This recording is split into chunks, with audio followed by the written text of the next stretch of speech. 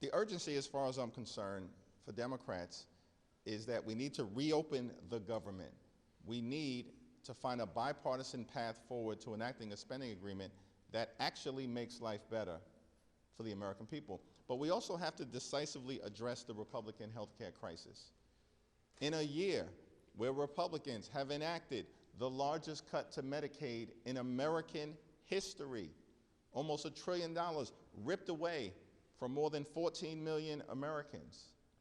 Hospitals, nursing homes, and community-based health centers are closing all across the country because of Republican policies and what they did in their one big ugly bill.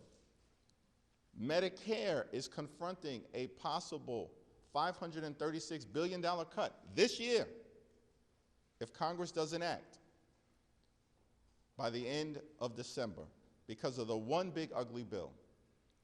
And then on top of all of that, as we find ourselves now in open enrollment, tens of millions of Americans are experiencing dramatically increased premiums, copays, and deductibles because Republicans are unwilling to find a dime to extend the Affordable Care Act tax credits for working class, middle class, and everyday Americans.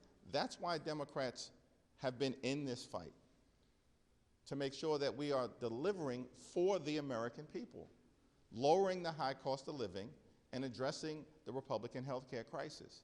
And it should be done with urgency now. But Mike Johnson and Republicans on Capitol Hill, who don't work for the American people, they just work for Donald Trump, he's their boss, have canceled votes now for 6 consecutive weeks. They're nowhere to be found. They're missing in action. They're scattered throughout the country and the world. They're on a taxpayer-funded vacation while hard-working federal employees have been furloughed or being forced to work without pay. That's sick. That's a sick thing that Republicans are doing. So as Democrats, we're in this fight. Today, we'll be in this fight. Tomorrow, we'll continue to be in this fight until we address the issues that need to be addressed for the American people.